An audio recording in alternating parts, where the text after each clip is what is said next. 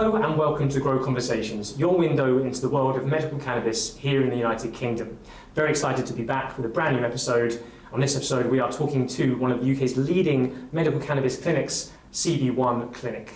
And from CB1, we have Dr. Simon Tordoff and Anabel Sharma. Anabel, you're the COO, the Operations Officer. I am, yes. And Dr. Simon or Dr. Tordoff, how should we refer to you? That's a good way to start. Simon. Simon? You happy with Simon? Yeah. I'll just call you Simon for now. Simon is one of the leading prescribers at CB1, correct? Oh, great. So I guess to get us started, it'd be great to get a little bit of a background into yourselves, maybe your career up to date, what were you doing before cannabis and how you ended up working with a cannabis clinic. And if it's all right with you, Simon, we're ladies first and start with you, Anabel, if that's okay. Thank you. So my background is NHS. I started many years ago firstly in secondary care hospitals. I eventually moved into primary care to GP surgeries, where I ultimately became a business partner in a GP surgery. So I spent quite a lot of years doing that, met some of the other CB1 directors through another project that brought us all together. And I liked the freedom that and the innovation that working in the private medical sector, what that brought, especially after so many years being restrained by what the NHS can offer and what we're allowed to do. So it was really refreshing to be able to step into private medical care that did give us the opportunity to be able to provide care in the way that we want to provide it, and here I am today. Yeah. And how did you end up working for a cannabis clinic specifically? How did that happen, if you don't mind me asking? Really this was Simon, so I don't know who you ended up talking to, one of the directors, but we became aware of Simon. Simon was working independently as a private practitioner who was prescribing cannabis and was finding it really difficult with the amount of admin that went with it. As you know, being used to working, serving thousands of patients, we have the expertise of being able to provide care at scale and efficiently. So conversations were had between you and us, and that's pretty much how CB1 was formed, actually supporting Simon, and then other consultants came along and joined us. Fascinating. I like care at scale. We'll touch on that a little later on. It sounds like Simon, Anabel here and the CB1 team have built a clinic around you. Is that accurate? Yeah, I think that's a fair comment. Just to go back to my background, I was raised in South Africa. I did my medicine in Cape Town. I qualified in 1980. I worked there for 6 years, and then I came out to the UK, beginning of '87.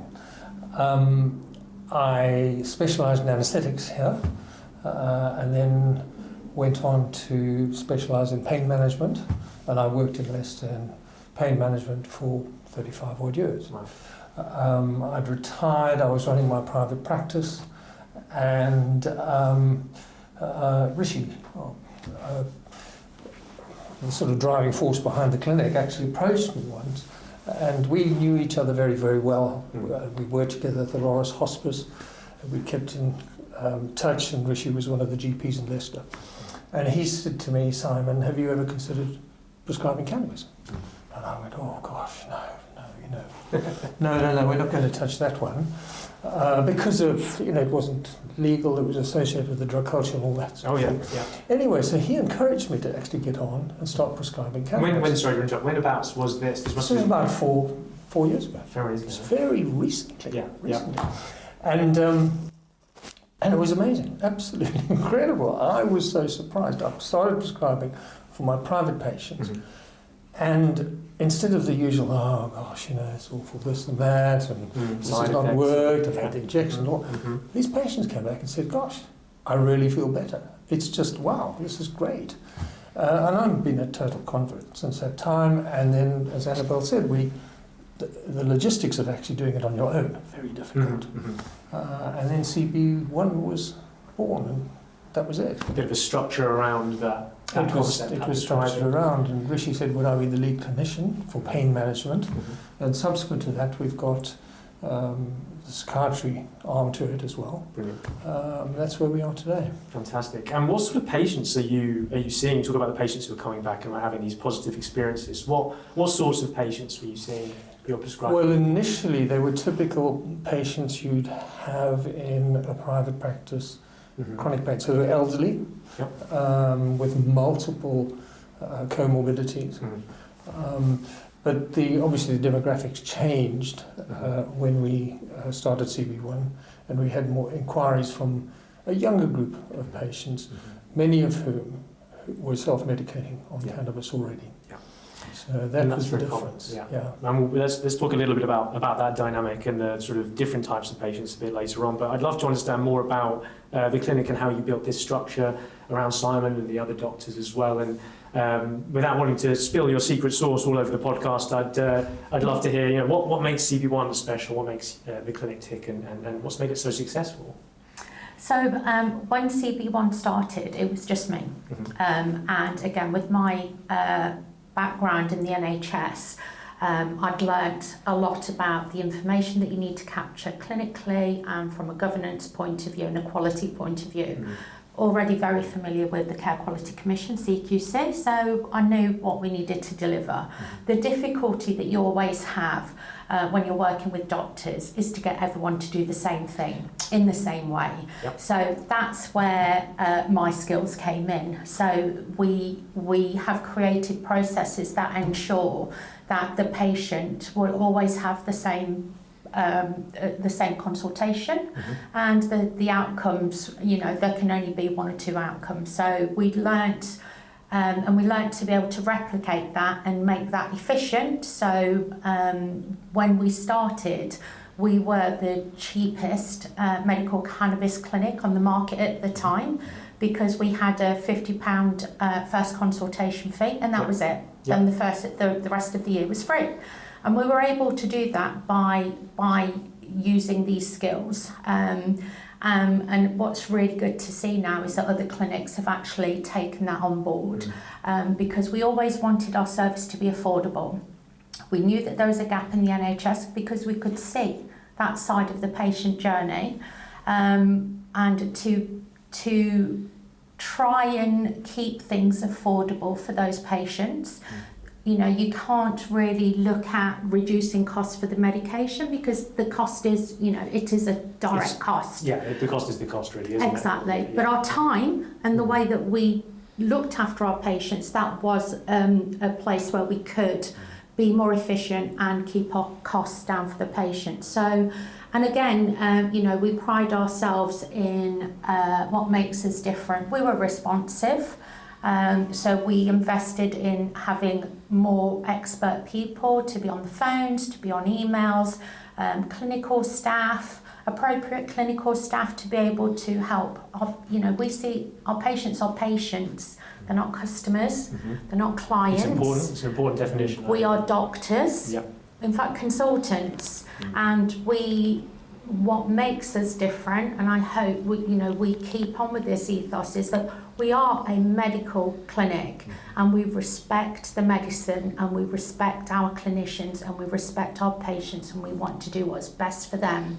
The cost is secondary, and if we could deliver it even cheaper, we would. No, I love that. I think, and I remember when you launched, and I remember that pricing and being like, oh wow, okay, this is really going to change the landscape of medical cannabis in the UK, and it has.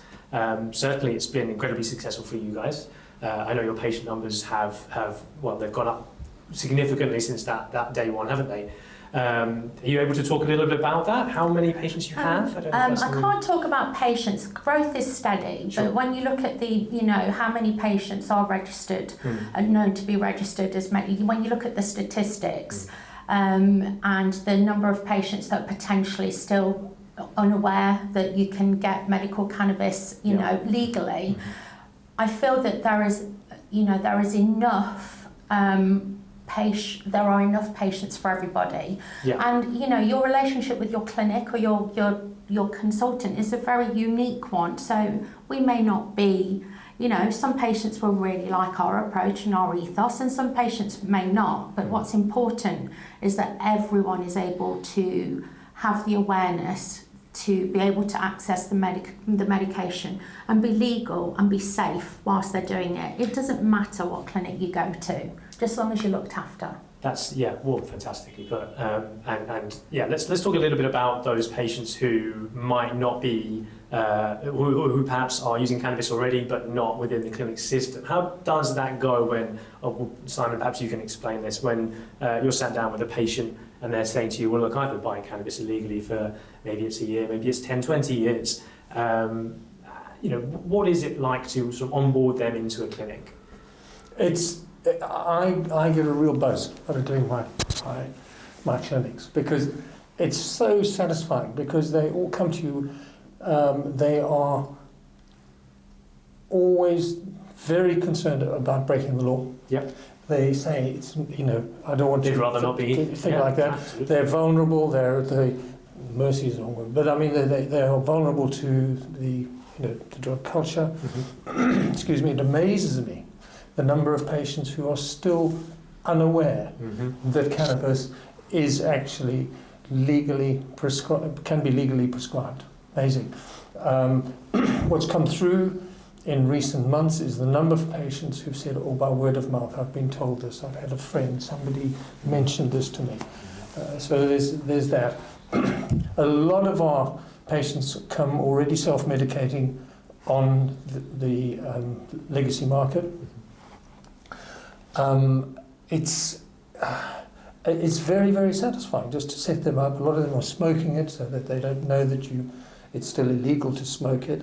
When you need to use to have a dry herb vaporizer. They're very, very receptive to say, when you say you need to get a dry herb vaporizer, they go out and buy it, they use it, I tell them about how a dry herb vapor is far more efficient and much more safer for them. So there's that aspect. We've talked about the legality. And also it's just very satisfying at the end, because they have something, they're taking it away, and on follow-up, it really does help them. Yeah. Not everyone, I presume, but not everyone. It's not a magic medicine. So you're feeling passionate about it, so it's totally enough. I think the most significant thing is that it's not cheap, the medicine, okay? But they come back and they continue to buy it and they continue to take it. Yeah. And I think for me that is very, very good evidence of its efficacy. That is some positive feedback, isn't it? If you're retaining patients, they're coming back, they're happy to be coming back. Yeah. How does it work with somebody who is brand new to cannabis? Because, I mean, you as a doctor, you said you were brand new to cannabis. Your initial response when, I can't remember the name of the individual, you said presented the idea to you to prescribe it was sort of, I don't know about that. It's a drug, it's illegal, it's got all these connotations. How do you manage those patients who are a bit more anxious about this and perhaps they've not used cannabis before and they have the preconceptions that you had? So, again, I'm getting more and more patients coming through. Very early in the consultation, I'll say, always the second question. I'll say, right, after introducing myself, saying, hi, you've got this condition, just confirm their pain issues, and then I say, are you using cannabis? And it's amazing, the number of people who say no. Okay. And then I say, what prompted this inquiry? So you get an idea of where they're coming from. Oh, my brother-in-law was a patient of yours, or my doctor suggested it, or one of the nurses at work have suggested it. This is quite interesting. Yeah. So I'll say, you've got no idea, and then try and get some sort of idea of what they expect. Yes. And I said, did they discuss how they were taking it? Well, I used it. A lot of them have been to Amsterdam. Yes. Okay. I've used it once. I did it that one time in a place where it was legal. But that's a favourite thing that comes through. Anyway, I've been to Amsterdam, or I used it in Canada, or something like that. And then how did you use it? So you get an idea of whether they want the oil, or whether they want to use the flour and vape it. So that's, you get a sort of feel early on, and then you tailor your consultation to try and actually meet their needs and expectations. I think it's important as well to say, particularly patients that are cannabis naive, every patient has a follow-up once they've started their medication, and that is with a clinician. But every patient can come back to us and say, whatever your clinical query is, and a clinician will call them back. So some patients do need more support than others, just until they get their titration right. But that's why that's part of what we do, and we'll say to patients that as many phone calls as it takes for you to get to the point where you need to be, where you're confident in your medication is working for you, or not, obviously, or not. That's the case. Absolutely. Yes, yeah. Alex, well, the other thing I've noticed, and this is again in my experience of working in a pain management clinic, is how well informed patients are when they're using medical cannabis. So not the naive patients, of course. Well, the naive patients go out and actually, they become informed. They become well informed. Okay. And I always say, if I offered a blood pressure tablet to you, you'd say, yes, doctor, take the blood pressure tablet, that's it. You don't go off and get onto the internet and look it all up and say, they're different formulations. But the cannabis patients do. And they come back very, very knowledgeable, even those that are self-medicating. I think why do you think that is? The cannabis community online. Isn't there? Yeah. I mean, again, coming from an NHS background, those forums or self-help groups are normally backed by an organisation, but these cannabis online support groups are run by patients and led by patients, and that is really amazing to see how active the community is, the voice that the community have. So, as a clinic, we are really interested in those communities and what they say. And we're, again, we've created our own patient forum as well. Because, again, if we don't talk to our patients to see, what they need, what can we do better, then we have no opportunity to grow. That's the sad thing about the cannabis industry. From an NHS background, it's all about sharing best practice, sharing your learning, because ultimately your patients are going to benefit. In the corporate cannabis world, the companies are not open about sharing best practice. More of a competitive environment. Correct, isn't it? which is a real shame. It is, because we could collectively we'd be a very powerful voice, and I know that the survey's just closed now about how patients feel about the drug reform policy, but it would be an amazing opportunity if we could get together and work, and maybe one day. I mean, we did set the bar for bringing consultation fees right down to 50 quid. I mean, now some clinics offer them for 0 fees. I was going to say, even cheaper than that. So you never know. You never know what's going to happen. I mean, we've got the Clinician Society. Are you a part of the Medical Cannabis Clinician Society? Yeah. Okay, so clinicians can sort of share some experience, but you're right, not the wider usual clinic administration, not the wider industry. There's not as much collaboration as I'd like to see. So maybe that's something. If you're watching this and you're part of the cannabis industry, you work in the UK, and you'd like to be a part of something, then maybe we can put something together. Maybe that's something we can take away as homework from this podcast episode. Something we can do together. But I'd certainly support that. Well, we're all working towards the same goal, aren't we? Raising awareness. So as a collective, why don't we try and make change?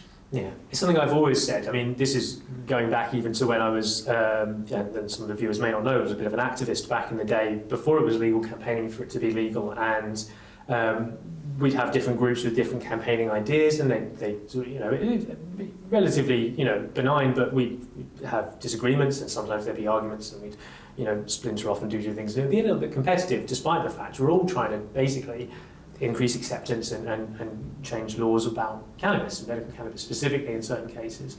And I always used to say, if the real enemy here, if there's an enemy, it's perhaps not the right word to use, but the sort of the barriers are misinformation, there's stigma, there are people who have bought into that and campaign against cannabis. And I think that is where, as an industry, we could come together and be a really powerful voice, I think, against that.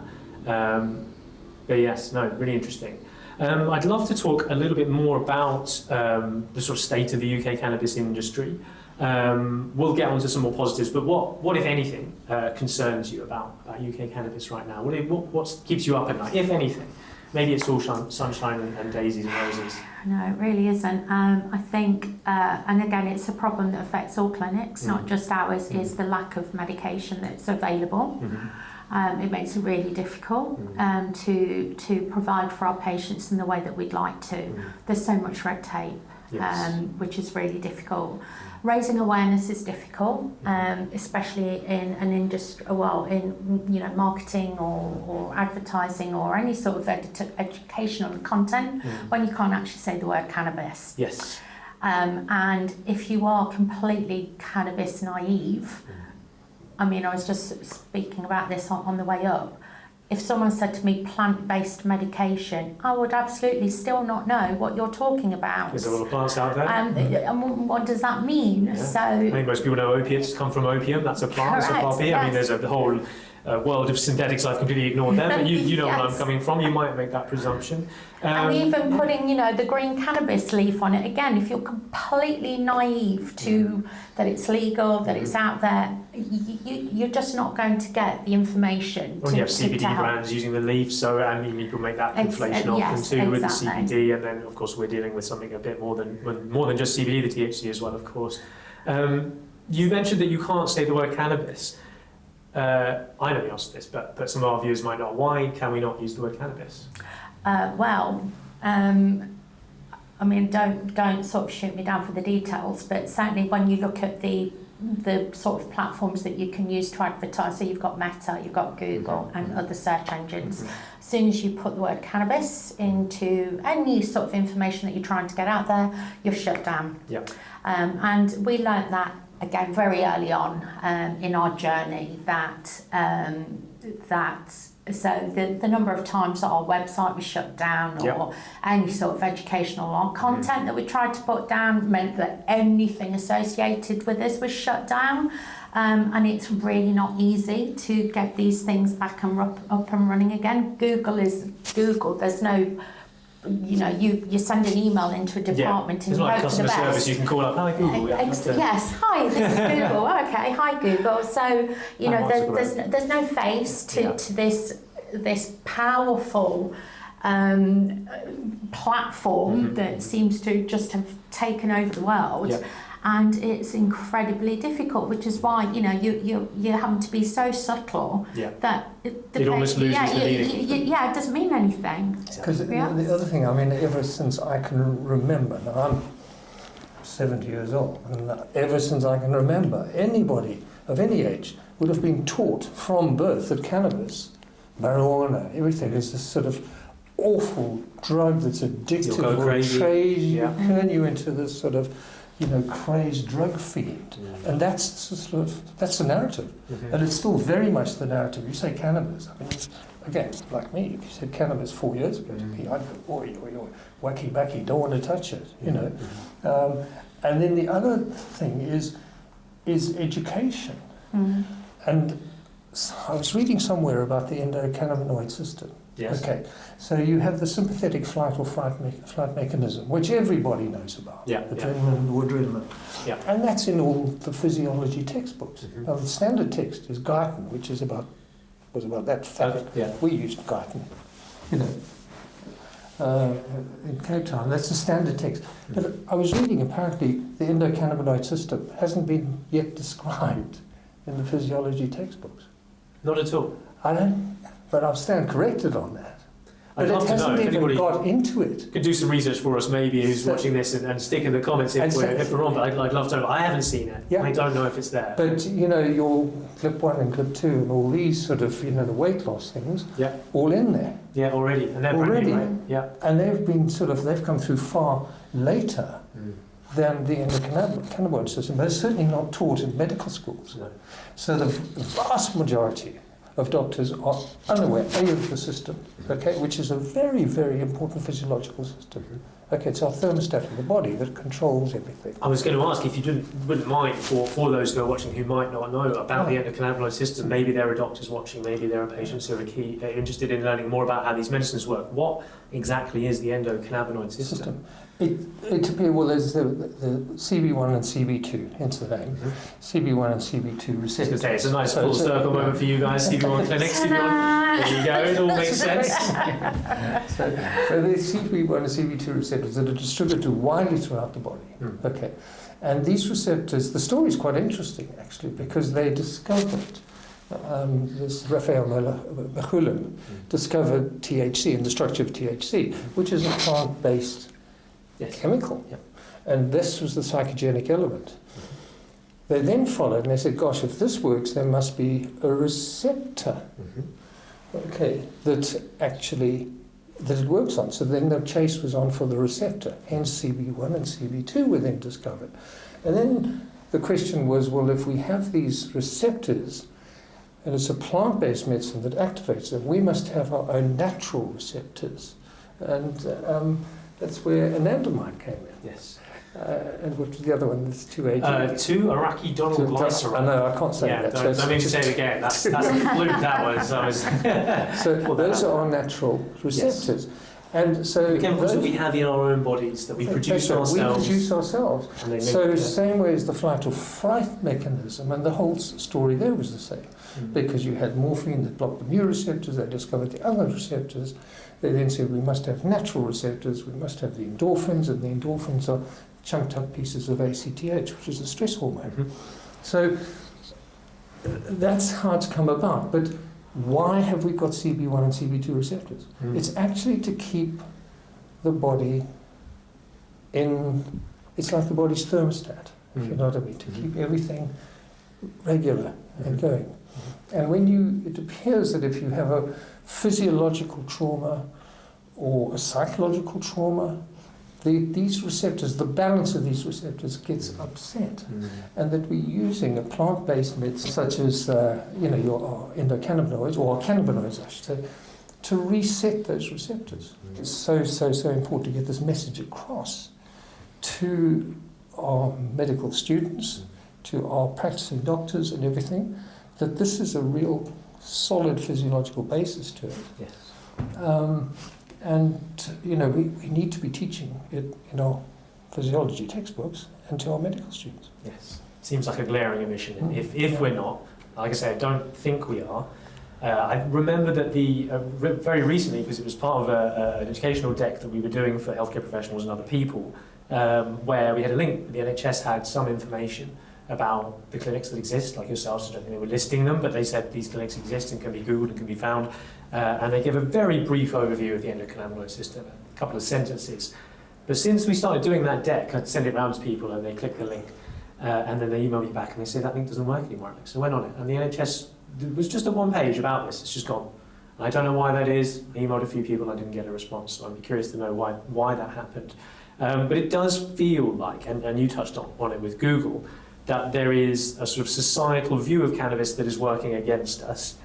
And what worries me, and so go back to the Google and the SEO, we'll know, and I'm sure many people watching will know, but if you don't, search engine optimization, which is essentially Google optimization, let's be honest, it's the #1 search engine by a square mile, is sort of pre-directed by that, societal sort of negative view of cannabis to such an extent where it's very difficult for us to break through and to change, or even just to present the alternative viewpoint that this can be a medicine, it can be of some use. So, Lord knows how we resolve that. I won't put you on the spot to say, how do we find Google and get this all fixed? But if I knew that, well, wouldn't be here. I think the only way is, like as I said earlier, I think we all need to, as an industry, it'd be really great to start doing some working. And the only way, I guess, really, that we're going to be able to change opinions is with research.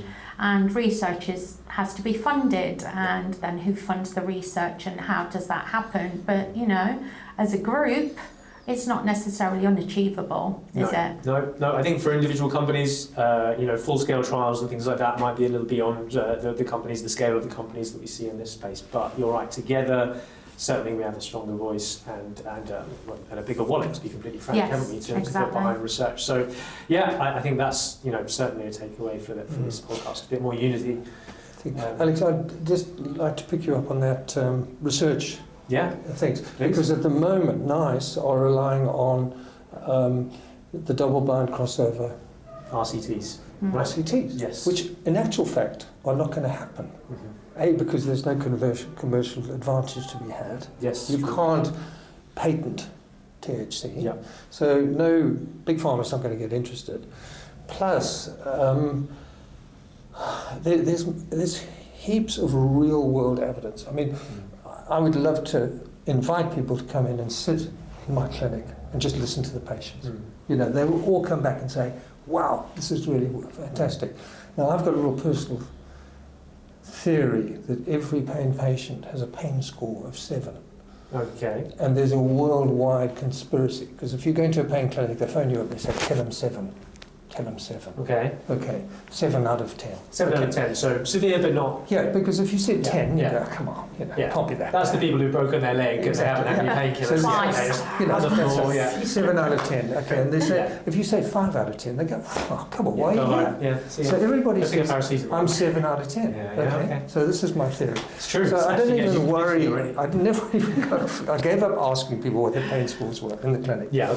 And then I would ask them how much percentage better are they. Anyway, but that's by the by. Okay. But they, if you come along and you say, well, how are you? What's your pain score? And they'll say 7. But I'm so much better, doctor. And But it's still they a 7. add in that. But it's still 7. So if How you funny. do a study looking at pain And scores... not so much better that I want you to stop giving me the medication. Yeah, okay. That's right. If you do study looking at pain scores, you won't see any difference.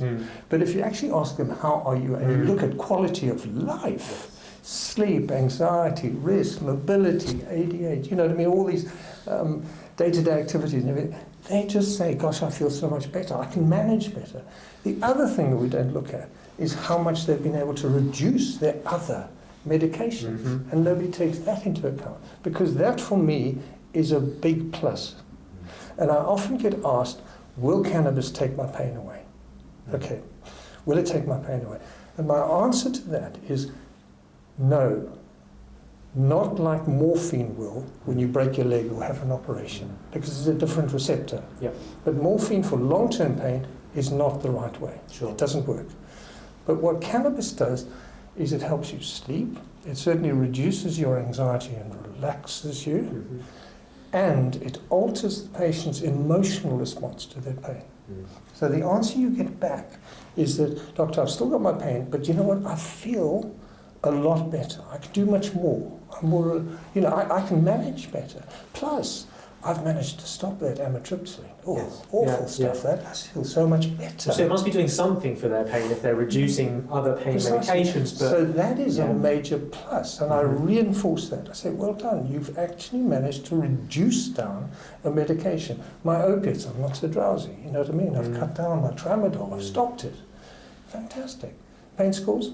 7. Still a 7. That is, you convinced me on the pain score thing. I'll never answer that question again. You'll never say 7 again. Never say 7. I'll just pick a random number out. I think, if we had some way of capturing that evidence, it would be very, very useful. Yeah, we've had registries, haven't we? But I think, something where every medicine, every patient is being recorded, and there's a registry being done by the NHS, but I don't know if that's happening. It seems to be very lackluster. If it's happening at all, we've not really been told it seems to be happening. Well, the other thing is if we could get the rats to tell us that it was really helpful. Oh, yeah. Well, you'll never get the quality of my feedback from the rats. Well, there are some good studies, to be fair. There's that rat park study, isn't it? That's about addiction. That's a whole other thing. But it is interesting what you say about pain, because I'm a Crohn's patient myself. We didn't do a whole medical background. I don't even know if I've really told our audience a huge amount about myself and my medical background, but I'm a Crohn's patient. I've had surgery, so I'm much healthier now, fortunately. But before the surgery, when I was very, very much unwell, I was in excruciating pain pretty much every day. Couldn't give me opiates. It's a bowel disease. Opiates for the bowel it's a no-go, right? And when people ask me, is your pain lessened, is your pain gone? I'd be like, actually, it's not even that it's gone away. it's almost like it's in the back of my mind. It's like a thought I've half remembered. And it would go from, you'd wake up in the morning, obviously you haven't medicated, the excruciating pain, you bend double, and it's not that it would go away, it's just that I would relax, I'd be able to sit back. The pain's still there, but I can actually bring my attention to what's happening in my day and get on with my day. And that, the value in that alone is massive for me. And I'll go a step further, just because you shared a theory, I'll share a theory. Yours is a conspiracy theory, mine is more of a, perhaps a prescribing theory. Very audacious for me to sit here with one of the leading prescribers and suggest such a thing, but I think we shouldn't be looking at endocrine sativa or these sort of dynamics. Whilst I think it's helpful to know what the product is in front of you and the sort of effect it's going to have, but we should be looking at medicines that treat or that work in the morning for work, for play, and for sleep. So they need to get you up, they need to get you to work. They need to make sure you're relaxed enough to play, whatever that means to you. That might be sitting and watching a movie, it might be hanging out with your kids, it might be going to the park and skateboarding, it might be anything. And then one that gets you off to sleep as well. And I think when we talk about how many different strains of cannabis for each patient is an acceptable number, well, I think it's what we have to do is make sure that we are managing these various aspects of their life. And there might be more aspects of their lives that these people have. The other thing, Alex, that's quite interesting is how cannabis has multiple benefits. So it'll help your mood, it'll reduce your anxiety, it'll indirectly reduce your pain. And that, for a lot of doctors, is slightly, the word tincture doesn't make it a proper medicine. It's a sort of thing. And doctors are taught almost what I call rifle medicine. You go along, you say, doctor, I'm depressed. They go, I've got a tablet for that. There's your antidepressant, you see. Oh, doctor, I've got an infection. We've got an antibiotic, you see. So it's one medicine for one cause. Yes. You see. And that's very much it. And this whole concept of cannabis being actually good, how do you say it, for your well-being, for your soul almost, is sort of very difficult to get across and grasp. And that's what I've learned in the last, 4 years that I've been prescribing. In actual fact, it has multiple benefits and it's got multiple formulations. So this is quite difficult. It's not like the gabapentin, there's a capsule on the shelf, there we are, take it, that's your one drug that's going to fix your pain. Or amitriptyline, not sleeping, there you go. And that's a message we've sort of got to get across, and I think it's quite difficult when you start out prescribing. I felt very, very much at sea. I didn't quite know what it was specifically to use it for and everything. And there is a move amongst the medical community in the cannabis to say, right, we need this flower to fix that condition. Yes, it does not work like that at all. I can tell you from personal experience, I wish it was that simple. I really do. But and I try and encourage patients now to feel around and look and try out. As you say, there's not one specific flower. I mean, that's what the forums are so good for. Exactly. Because they will say, hey, I'm really struggling to get to sleep. What has everybody else tried? What works for you? Kind of thing. And and that's why the community is so helpful for each other as well. Or my clinic's got this on the formulary now. What do people think about it? It'd be so good if we could get that onto a wider, more available, a formalised database, possibly run by the NHS. Like a review kind of database. No, I'm with you, 100%. What comes out. I'm aware there are people who are looking to do exactly that. A few different people, in fact, I've been speaking to. So perhaps we'll see something like that before too long. But I think there's definitely the need, isn't there, to have a bit more direction for what has worked for patients out of the specific products that we have available, rather than this study that this Dutch producer did on their flowers, and maybe those flowers are available in the market, maybe they're not at this particular moment in time. So, and it's so changeable as well. It is still a bit of I don't want to say consumer's market, because they're patients, but there is still that, this new product's come out in so-and-so's, promoting it, therefore I must try it because, wow. But no real sort of evidence around, well, why do you want to try it? Do you want to try it because it's good for sleep or pain, or you're just trying it because so-and-so's promoting it? And at CB1, we're trying to not be led by what's coming up, what's fashionable. We're trying to keep it about the medicine as much as we can.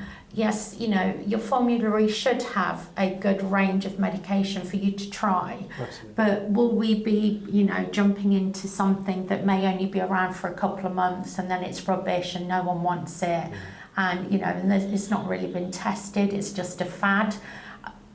No, probably not, because that's not medicine.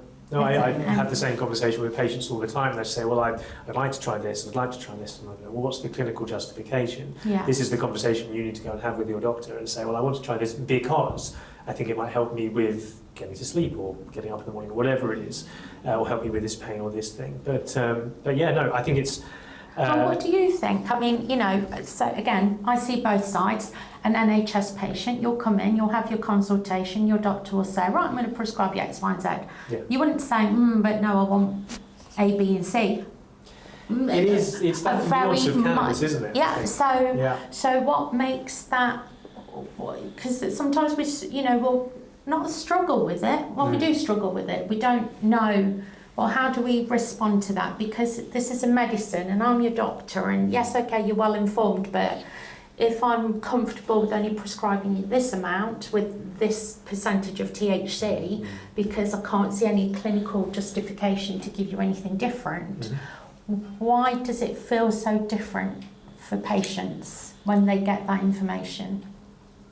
It's difficult, isn't it? I suppose there's an element where many of us were used to utilising the black market or going to places like Amsterdam where there is a menu essentially available to you and just selecting and trying things and that experimentation. And there is the logistical capacity to deliver that from a clinic point of view. I'm not suggesting that's how you should run, but you could run that way in terms of practically speaking.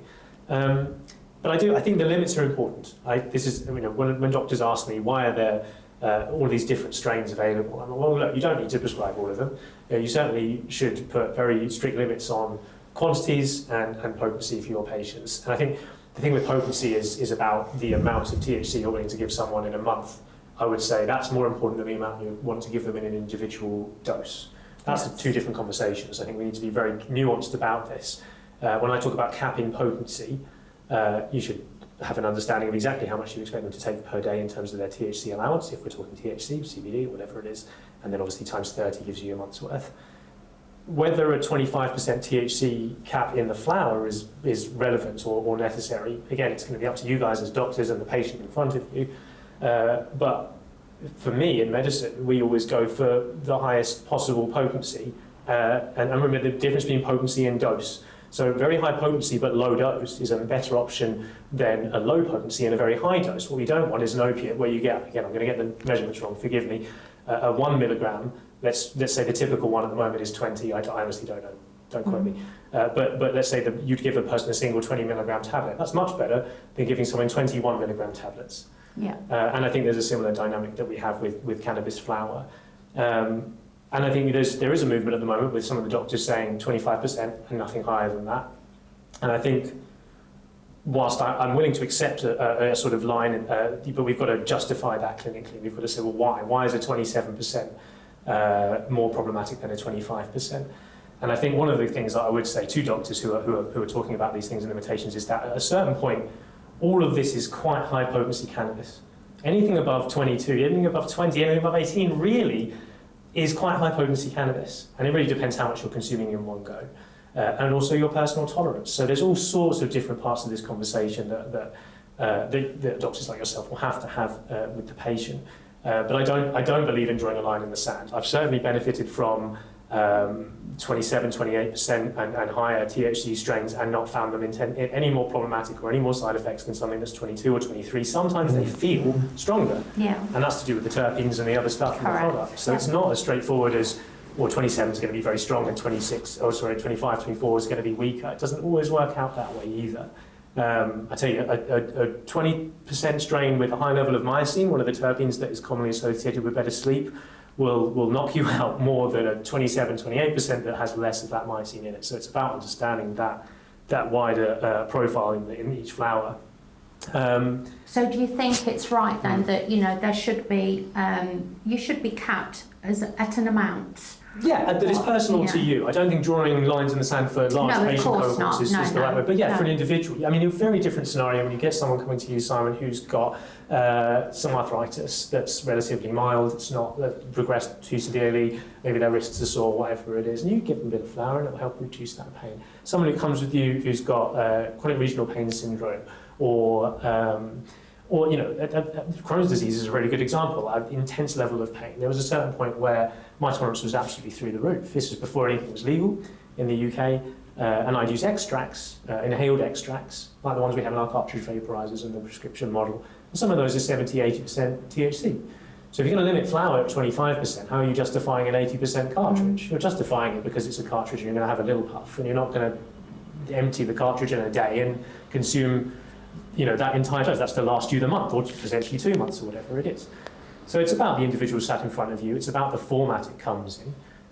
If we're talking about the percentage of actual THC in a flower, it's to do with the vaporizer and how much that vaporizer can hold. Yeah. The other thing... sorry, you haven't requested your interview. You asked asking me questions. You got me on my soapbox. I'm sorry. Emphasise the terpene profile. The terpene profile, yes. And I always ask patients, are you familiar with the terpene profile? And they go, oh, never heard of that. And I said, no, you can go to these websites and they will give you a terpene profile, okay? And then I will go on to say, when you crunch up mint or lavender or something, you can tell instantly that that's... Which terpenes are present. And those the same compound. terpenes. Those are terpenes. So the thing, and cannabis has its own terpenes. And I say that you should actually then focus on the terpenes. And it's rather like in the entourage effect, you have like a fruit salad, you've got to find a terpene profile that suits you. And for a specific use case as well. So exactly, one like a specific terpene profile for morning or evening or play or exactly. And then so finding their terpene profile is important.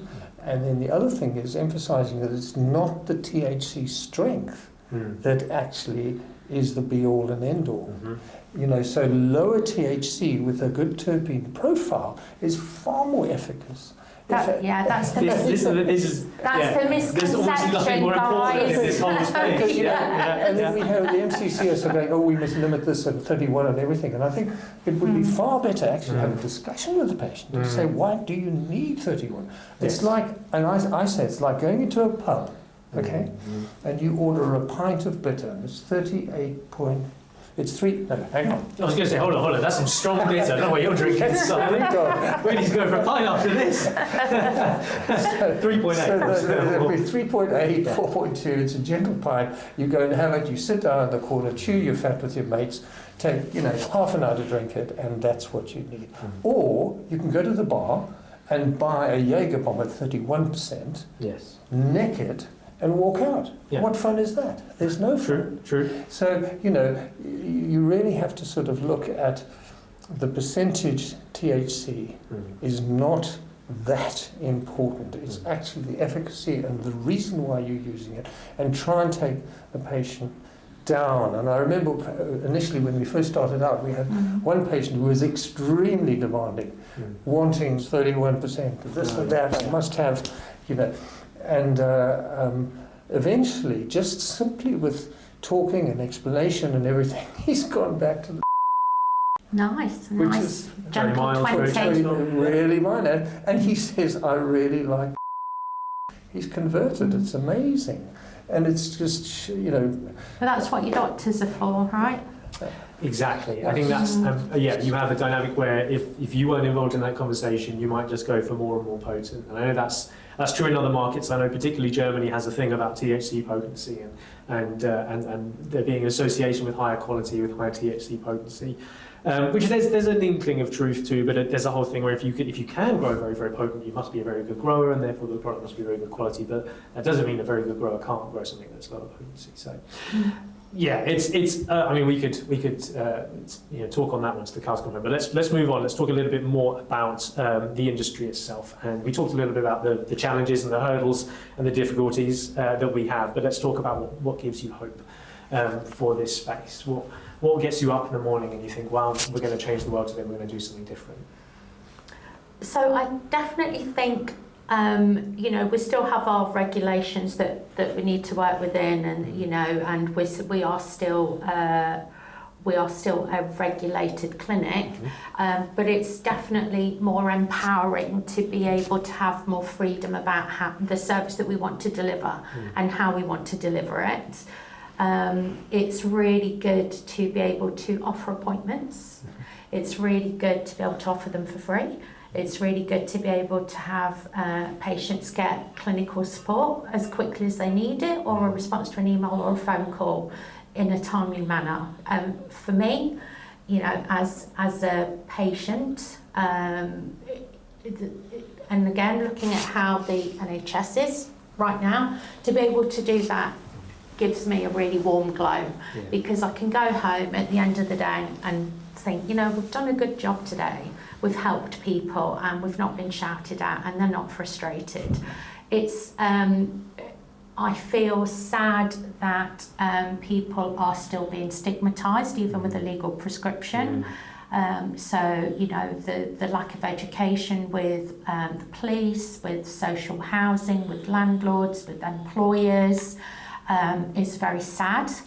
It's good to see advocacy charities popping up now, and I do want to give out a shout out to Can Care, who we work really closely with Can Care, because there are patients who do end up in a whole lot of trouble and it's not their fault. And so as a clinic, we support as much as we can by, you know, if you need letters, if you need evidence, we'll give you whatever you need. But then to have an organisation that's also fighting for you, that has the legal infrastructure to be able to help you with whatever challenge you're facing, I think is really, really helpful. And I would like to see medication be more easily available. Yes. I'd like to see the supply chain improving. I'd like to see shelf life on medication becoming longer, because it's so quick. And as a clinic, that brings its own operational challenges. So to find a way where we can make this medication last longer, it shouldn't be that, you know, after 6 weeks it's gone past its sell-by date. You paid a lot of money for it. You know, you should be able to continue to use it. And I would love to see more collaborative working in the industry so that we can make a change. Yeah, excellent. Well said, absolutely. How about yourself, Simon? What gives you hope, and what do you look forward to in the future in this space? I think it would come down to education, education at all levels. And if we could educate the police, the public, but most importantly the doctors. And not only the doctors, educate the nurses. Because it's not they just are a the potent force. Because the absolutely. doctor spends only a very little time with you, but you spend far more time, and nurses actually much better. Not any health professional, psychologists, you know. I say nurses are counsellors. always much better at speaking to patients. Chiropractors, though, physiotherapists, True, you know, any person who is involved in patient care. And just a thing, but certainly, you know, I mean, putting in our textbooks for a start, number one, educating medical students, and then the message will go through. And this is then it's an accepting thing. Because even a medical student these days has probably been using it recreationally. Okay. And, you know, so has not seeing it as a medicine. Not seeing it as a medicine. They're only getting one half of the story. They're only getting the recreational, but I shouldn't be using it now, I'm a responsible doctor. You know, hang on, embrace it and spread the gospel, so to speak. So. Do you think there is there's a really interesting point. Obviously there are benefits to getting a prescription. You can drive providing you're not impaired. You can take your medicine on holiday with you to certain countries, not all of them. What else is there? Certainly you should not be suffering discrimination while you're at work because of your medication, or due to your housing while you're on medication, whilst we know those things do happen. In rare instances, it's worth pointing out as well. I think you and I will see, or we will all see, those instances where discrimination is occurring, but what we won't see is the 99% of the time where the landlord goes, oh, that's interesting, prescription cannabis, how interesting, very good, carry on. Which I'm sure happens, in fact I know happens because I do hear it from patients as well. But do you think there's a psychological sort of changing of attitude that happens when you are either aware of or when you have been prescribed a legal medication via a clinic? Do you think it changes how that individual actually views cannabis? Oh yes, yeah. I think it definitely does. I always say to patients, I always say to patients, when I really started learning about medicine was when I became a patient, and I had a little heart to do. Okay. Passed out in the car while I was on the M1. Survived. Okay. Right. Rushed in. I've got a pacemaker. I'm kept alive with electricity, and my blood pressure is controlled, and I'm anticoagulated and all that sort of stuff. But I really suddenly, I was on the other side, and I learned so much. And it was incredible how my attitude and the whole thing about consent and time you take to explain things, etc., changed.